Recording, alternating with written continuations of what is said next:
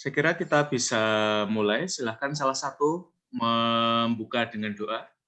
Siapa yang belum pernah bicara atau tergerak untuk bicara pagi hari ini, silahkan memulai kelas ini dengan doa. Silahkan.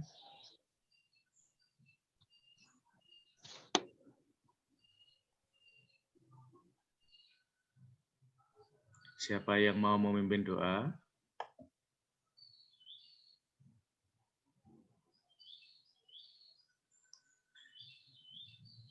Oke. Imelda. Imelda, silahkan memimpin doa.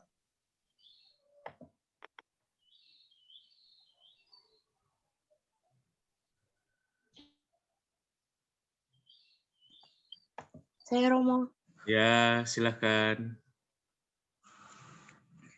Marilah bersatu dalam doa, dalam nama Bapa dan Putra dan Roh Kudus.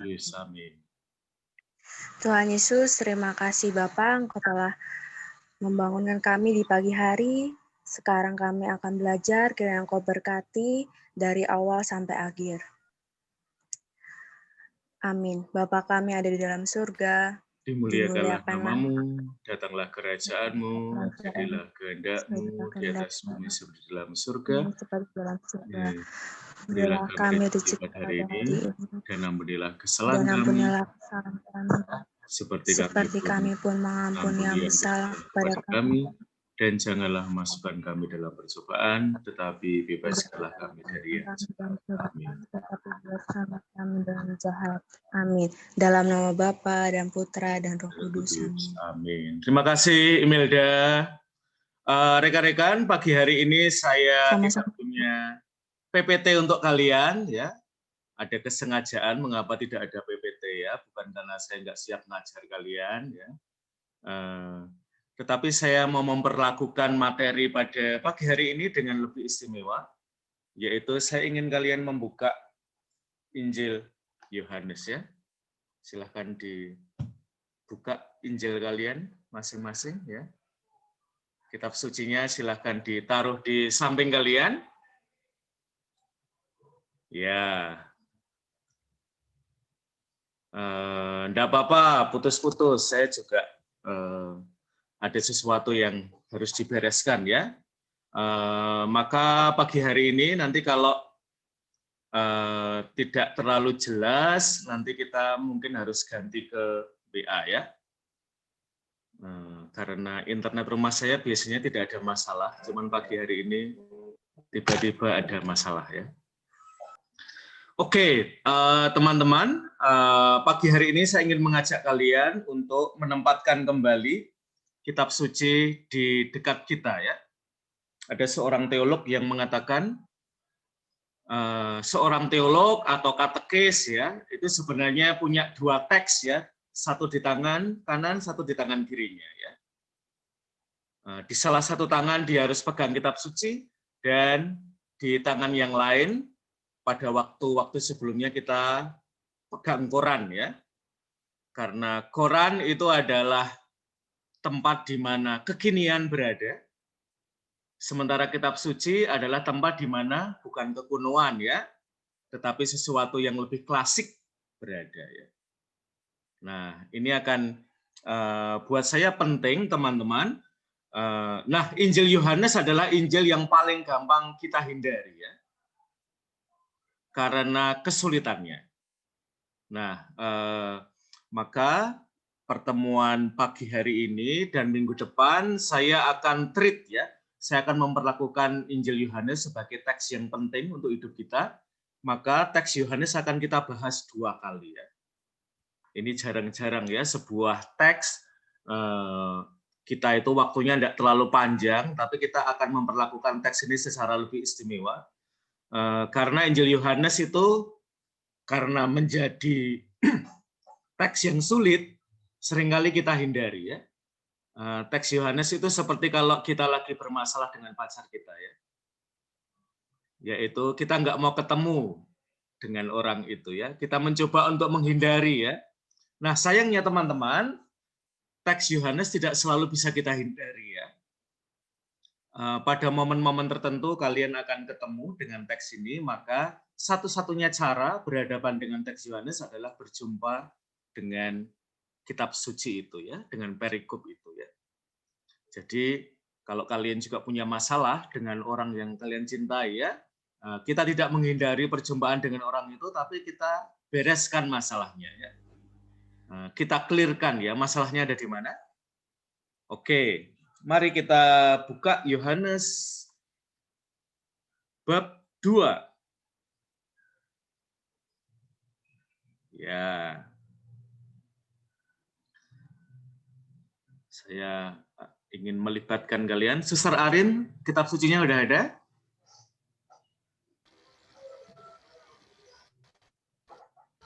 Ada, Romo. Oke, Suster, dibaca 2 ayat, Suster. Setelah itu hari Pangestu ya. Ayat 3 sampai 4 ya. Nanti saya akan menunjuk kalian, jadi silakan kitab sucinya disiapkan. Mari Suster, silakan mulai. Romo mau tanya. Yohanes bab 1 ya, Romo. Bab 2, Suster. Ya, Romo, minta maaf. Oke, baik, enggak Romo. apa-apa ya. Perkawinan di Kana. Perkawinan di Kana. Pada hari ketiga ada perkawinan di Kana yang di Galilea dan ibu Yesus ada di situ. Yesus dan murid-muridnya diundang juga ke perkawinan itu. Oke, hari Pangestu. Ketika mereka kekurangan anggur. Ya, hari Maaf, Romo, ya. Pangestu Terima kasih, Romo. 3 sampai 4. Ketika mereka kekurangan anggur, ibu Yesus berkata kepadanya, mereka kehabisan anggur. Kata Yesus kepadanya, mau apakah engkau padaku, ibu? Saatku belum tiba. Ya, Monica.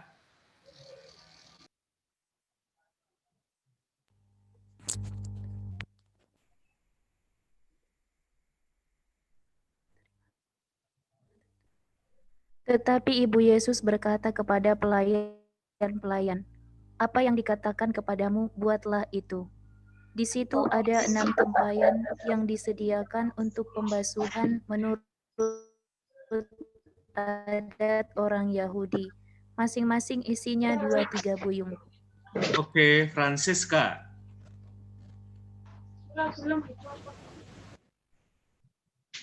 Ya, Francisca, silahkan.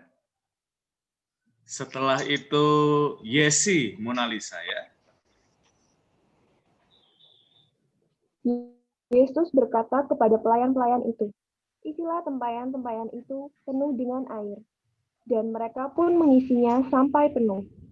Lalu kata Yesus kepada mereka, sekarang cedoklah dan bawalah kepada pemimpin pesta. Lalu mereka pun membawanya. Oke, lanjut.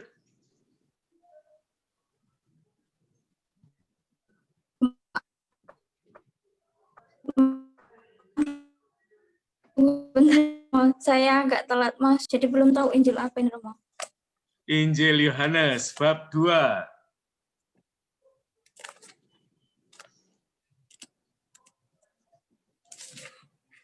Ayat 9 sampai 10.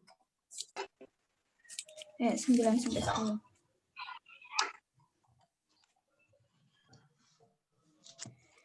Setelah pemimpin pesta itu mengecek air yang telah menjadi anggur itu, dan ia tidak tahu dari mana datangnya. Tetapi pelayan-pelayannya yang mencedok air itu mengetahuinya. Ia memanggil mempelai laki-laki dan berkata kepadanya, setiap orang menghidangkan anggur yang baik dahulu,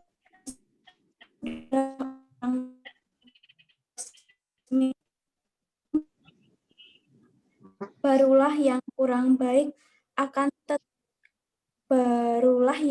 baik menyimpan anggur yang baik sampai sekarang. Hal itu dibuat Yesus di Kana yang di Galilea sebagai yang pertama dari tanda-tandanya, dan dengan itu ia telah menyatakan kemuliaannya dan murid-muridnya percaya kepadanya. Oke, rekan-rekan. Kita akan ketemu Injil Yohanes dalam banyak kesempatan ya. Kita akan ketemu dalam acara nikahan. Siapapun kalian yang akan nikah duluan ya. Mungkin kalian akan memakai perikop dari perkawinan di Kana. Ini salah satu teks favorit saya. Terutama kalau saya menikahkan pasangan muda yang ya secara ekonomis struggle ya. Kita tidak mulai perkawinan dengan penuh kelimpahan, tapi kita mulai pernikahan seperti mbak-mbak di SPBU itu ya, mulai dari nol ya Mas. Nah, saya sering kali memakai teks ini. Nah, kita juga sering memakai teks ini, terutama nanti kalau masa Trihari Suci ya, ada pembacaan Pasio. Dan pada hari Jumat Agung, yang akan kita baca adalah dari Injil Yohanes ya. Sebuah teks yang panjang, dinyanyikan, dan seringkali untuk kita yang terlibat di paroki atau di sekolah, kita seringkali perlu memberikan introduksi ya. Maka kita nggak bisa lari dari Injil Yohanes. Ya. Nah, sekarang kita mau lihat ya dari Injil Yohanes tadi, bab 2, apa kira-kira yang menarik buat kalian? Apa yang menimbulkan pertanyaan untuk kalian? Ya, sekarang silahkan kalian membaca dulu lagi ya. Apakah ada sesuatu yang kalian ingin tanyakan ya dari perikop ini? Jadi kita akan mencoba membaca teks ini secara lebih teliti, karena seorang pengarang ya, dalam teks ini Yohanes, dia punya teknik tertentu ya ketika dia menulis sebuah teks ya. Karena tekniknya Yohanes itu seringkali tingkat tinggi, maka Yohanes sering dikatakan, kalau kalian nanti membuka buku tafsir ya, Yohanes sebagai teolog ya. Nah, mungkin kita sekarang mau tanya kalian sedikit dulu ya, karena toh kalian kan sudah masuk teologi ya. Nah, Yohanes Sarjono. Ya. Yohanes, sejauh kamu sudah kuliah teologi ya, kesan kamu apa sih tentang kuliah teologi? Atau teolog ya, kamu ketemu teolog. Teolog di kampus kita itu Romo Magio ya, itu teolog. Ya. Lalu Romo Pak Arya ya, itu juga teolog. Pokoknya yang sangar-sangar di kampus kita itu teolog ya. Lalu Romo Ruki, ya. Meskipun Romo Ruki suka TikTok, itu adalah teolog juga ya. Jangan menyepelekan Romo Ruki ya. Meskipun suka nyanyi-nyanyi. Lalu yang teolog juga adalah Mutiara Andalas ya. Dosen itu juga teolog ya. Lalu Romo Tommy ya, Romo Tommy itu teolog ya, teolog liturgi. Nah, kalian sudah ketemu beberapa. Apa kesan kamu, Yohanes Sarjono, tentang teolog apapun ya, teolog, teologi dalam satu atau dua kata? Apa yang ada dalam benak kamu, Yohanes Sarjono? Teolog itu titik. Teologi itu titik. Yuk. Yohanes Sarjono. Ya, Romo. Ya, dalam 1, 2, atau 3 kata. Misalnya ya, teologi itu pencerah iman. Apa? Teologi itu? Pencerah iman, Romo. Pencerah iman ya. Ini seperti Kiai Ahmad Dahlan ya, sang pencerah ya. Oke, Suster Dominik, teologi atau teolog, Suster Dominik? Ya, dalam beberapa kata. Kalau menurut saya teolog itu yang berbicara tentang Tuhan Allah ya, Romo. Oke, yang berbicara tentang Tuhan Allah ya. Maka nanti misalnya Pak Arya ya. Pak Arya itu punya gelar ya, Master of Divinities ya. Master of Divinities itu berarti seseorang yang guru ilmu keilahian ya. Nanti kalau saya itu doktor dalam ilmu ketuhanan ya. Ilmu ketuhanan aja susah ya, ini doktor ya. Jadi wah, sombong banget ya dosen itu ya. Oke, Suster Y. Ini siapa ya yang depannya Y ya? Oke, Suster. Yang Suster. Teolog atau teologi adalah? Saya kalau menurut saya teologi itu mendalami dan semakin mendalami. Oke, mendalami dan semakin mendalami. Mendalami aja nggak cukup ya, maka mendalami ya. Maka kalau kalian menanti kuliahnya Romo Tommy itu ya, kuliahnya hari Selasa, sakit perutnya sudah hari Senin ya. Karena nanti akan diajak mendalami dan mendalami ya. Rengga. Ya, terima kasih Suster Mona Lisa ya. Rengga, teologi atau teolog dalam beberapa kata? Teolog ya. Oh, saya mengutip kata-katanya Romo Tommy. Wah, ini menarik. Setialah, ya. setialah, tetap setialah pada teks. Tetap setialah pada teks ya. Jadi jangan omong di luar teks ya. Iya. Oke, ya ini menarik ya. Nah, kira-kira itu teman-teman. Ketika seseorang memandang Santo Yohanes ya sebagai teolog ya, itu yang dibayangkan adalah seseorang yang mendalam sampai mungkin nggak terpahami. Ya. Lalu teksnya itu ya kita pentelengin, kita baca berulang-ulang tapi belum jelas juga ya. Jadi ada unsur kemisterian ya, ada unsur kerahasiaan di situ. Nah, sekarang mari kita kembali ke teks agar tidak keluar dari teks seperti Romo Tommy ya. Nah, Yohanes 2. Oke, sekarang saya akan Suster Arin. Ya, saya suka memberikan kejutan ya. Suster Arin, silahkan di-unmute dulu, Suster. Ya. Oke, kalau membaca Yohanes 2, apa yang menarik, Suster, atau apa yang membingungkan buat Suster?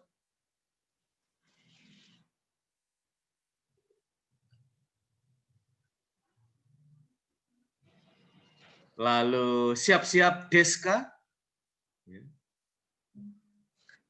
Lalu Suster Salva. Lalu Fiona. Ya, jadi biar kalian nggak sakit jantung ya, saya beritahu dulu ya. Membuat saya... Gimana Suster Arin? Baik Romo, menurut saya yang menarik adalah perkawinan di Kana. Yesus mengubah air menjadi anggur. Menarik buat saya Romo. Terima kasih. Oke, jadi mengapa menarik Suster?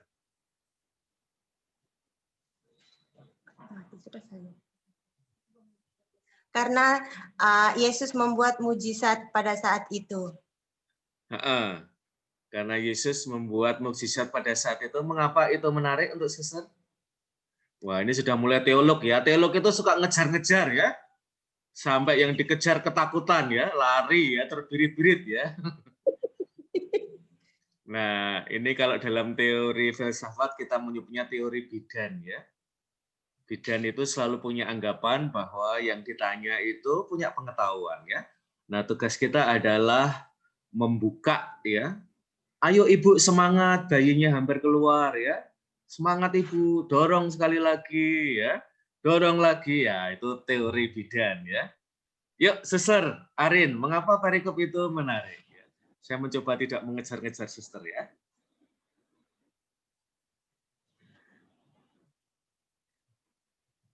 Karena pada saat itu suatu peristiwa yang sangat luar biasa, air diubah menjadi anggur.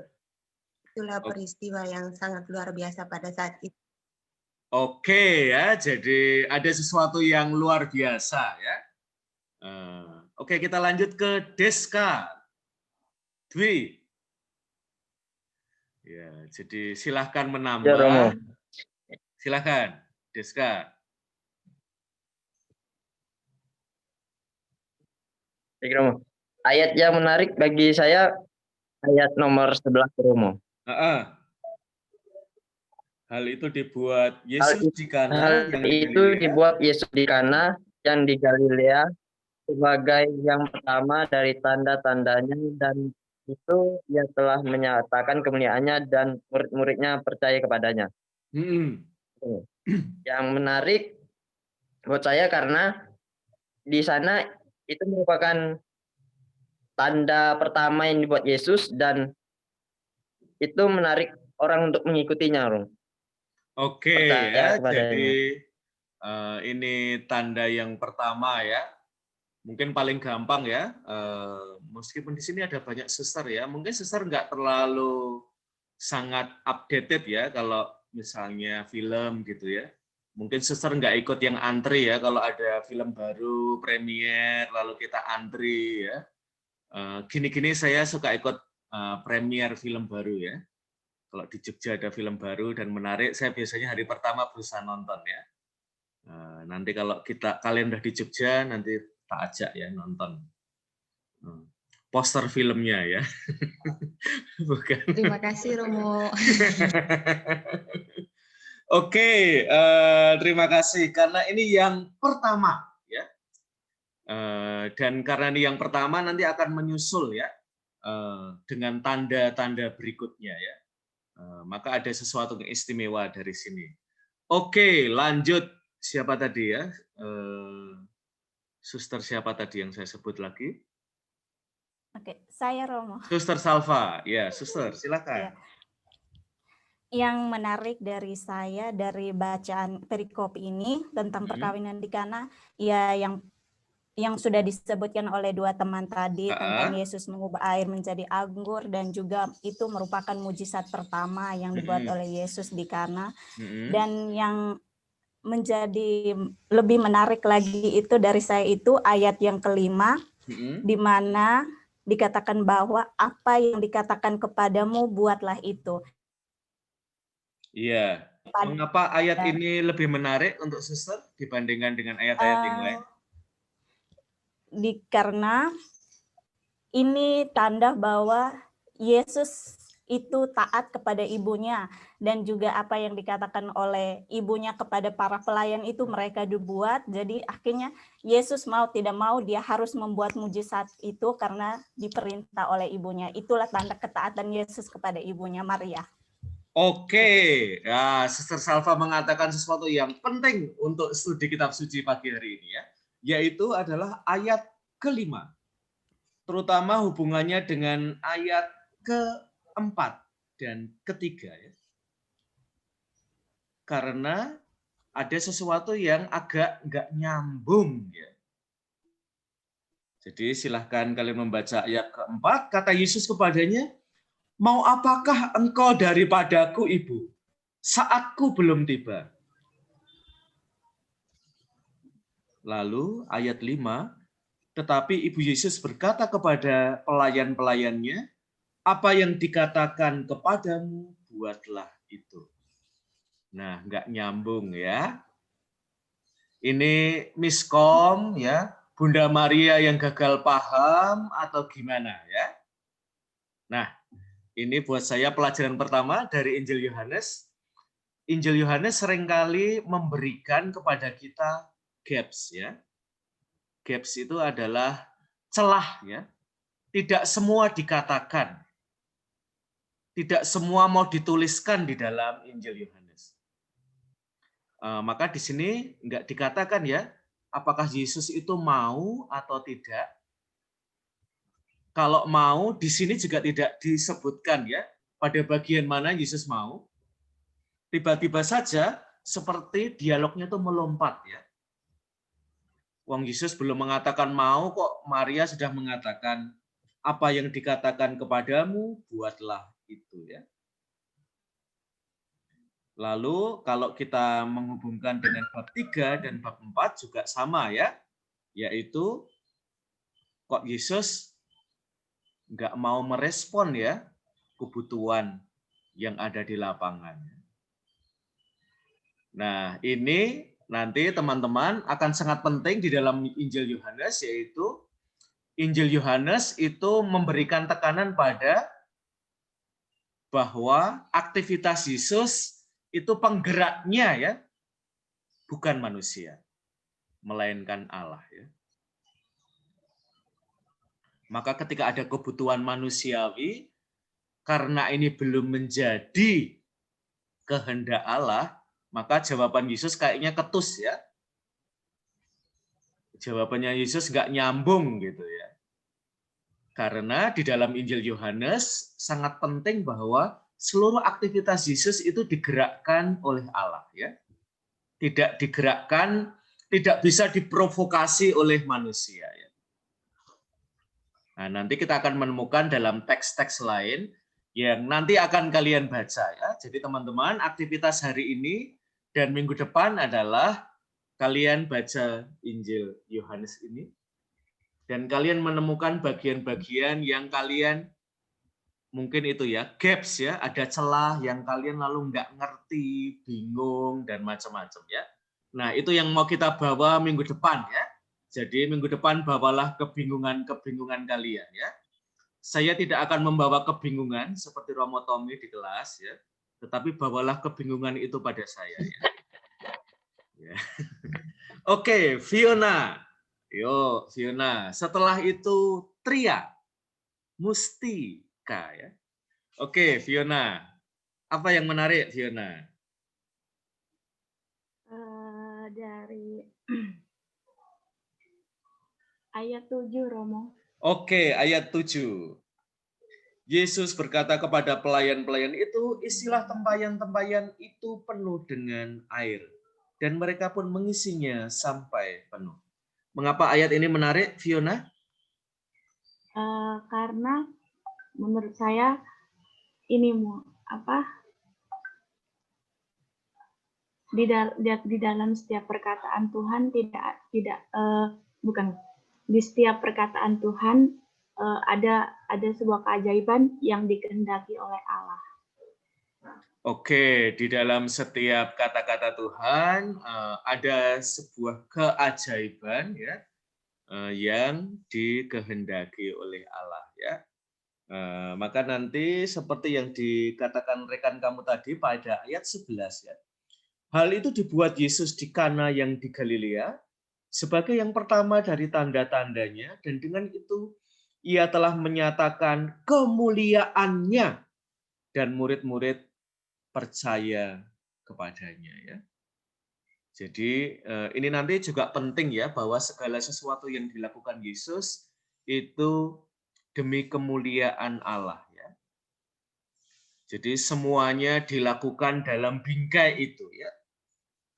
Nah, nanti kalian boleh tanya pada Romo Tommy ya, apakah Romo Tommy yang suka mengejar-ngejar kalian kembali pada teks ya, apakah itu demi kemuliaannya ya, atau demi kemuliaan Romo Tommy ya. Mudah-mudahan kalau Romo Tommy akrab dengan Injil Yohanes, lalu Romo Tommy punya kerangka ya. Teman-teman, pada akhir semester ini saya mau mengaku bahwa segala sesuatu yang saya lakukan untuk kalian mungkin adalah siksaan buat kalian, tapi ini demi kemuliaannya dalam Guru Besar ya. Jadi itu lagi-lagi ya, seperti yang Fiona katakan, ini adalah bingkai ya. Segala sesuatu yang dilakukan Yesus itu tidak demi dirinya, tetapi demi Allah ya. Maka karena demi Allah, di dalam Injil Yohanes nanti kita akan menemukan dia dalam arti tertentu dia berani untuk berkonfrontasi ya dengan orang-orang yang dalam hidupnya itu tidak membawa kemuliaan Allah ya. Nanti kita akan menemukan ya, Yesus membuat sebuah kontras ya, yaitu dari atas, dari bawah, dari Allah, dari dunia ya. Untuk menunjukkan tidak hanya dua bidang yang berbeda, tetapi dua ruang yang seringkali kontras satu dengan yang lain. Ya. Nah, oke, Fiona, terima kasih. Ya, Tria, silahkan Mbak Tria. Baik, Romo. Ya. Tadi sudah dijelaskan oleh beberapa teman mengenai ayat-ayatnya. Ya, saya tertarik juga dengan ayat 11, yaitu mengenai tanda-tanda Yesus yang pertama, yaitu mengubah air menjadi anggur. Kenapa? Karena dia dari situ menyatakan dirinya melalui mukjizat-mukjizatnya. Dan itu merupakan wujud pengajarannya. Gitu, Romo. Terima kasih. Oke, terima kasih Tria ya. Kata-kata Tria ini mengingatkan saya ya pada bahwa mukjizat atau tanda itu tergantung pada Allah, ya. Bukan tergantung pada manusia. Ya, mengapa ini penting? Karena seringkali di dalam dunia kita justru ada orang-orang yang mengaku ya membuat mukjizat. Nah, nanti ini akan berbeda ya. Saya kira saya pernah omong untuk kalian atau untuk kesempatan yang lain ya. Ada beberapa orang yang secara rohani ya memandang diri sebagai secara spiritual tinggi, tetapi kemudian jatuh dalam hidupnya. Karena kemudian yang terjadi bukan kemuliaan Allah, tetapi kemuliaan diri. Kalau kalian pernah mendengar ya, tahun 90-an, sebelum kalian mungkin lahir ya, kebanyakan dari kalian lahir, sekitar tahun 93 sampai 95 ya, di gereja Katolik, mungkin suster sudah ada yang lahir ya, karena biasanya suster lebih dewasa daripada kalian, untuk tidak mengatakan lebih tua ya dari kalian. Di dalam gereja Katolik, terutama di Jawa ya, ada fenomena yang kita sebut sebagai Pak Thomas ya. Pak Thomas ini mengaku bahwa Bunda Maria itu memperlihatkan diri kepadanya. Maka Pak Thomas itu membawa ribuan warga Katolik ya untuk ketemu Bunda Maria ya. Dan saking kerennya Pak Thomas itu ya, dia bisa tahu ya kapan Bunda Maria punya jadwal ya untuk memperlihatkan diri. Jadi Bunda Maria hari ini dijadwal ya penampakan di mana, nanti waktu lain di gereja mana, nanti waktu lain di Gua Maria yang mana, dan seterusnya ya. Nah, ternyata kemudian kalau kita membaca dari perspektif Injil Yohanes, mukjizat itu tergantung pada Allah ya. Tidak bisa dijadwalkan oleh manusia. Nah, lalu ini baik ya menurut saya teks ini terutama nanti untuk mengcounter ya orang-orang yang seringkali membuat tanda ya. Cara paling simple ya untuk melihat apakah tanda itu dari Allah adalah itu memuliakan siapa ya. Memuliakan orang yang membuat tanda atau menunjuk ya pada sosok yang tanda itu sebenarnya menyingkapkan Allah. Ya. Nah, nanti dalam arti tertentu kalian adalah orang-orang yang menyingkapkan Allah. Ya. Maka dalam bahasa yang lebih populer ya, Paus Fransiskus mengatakan kita ini ya, kalian, saya adalah influencer Allah. Jadi influencer itu nanti mestinya yang kelihatan Allahnya ya, dan bukan kitanya ya. Kita menjadi seseorang yang bisa influence orang lain untuk bisa sampai pada Allah. Oke, sekarang teman-teman silakan kita pindah ke Yohanes 1. Ya, Yohanes 1:1 sampai 5.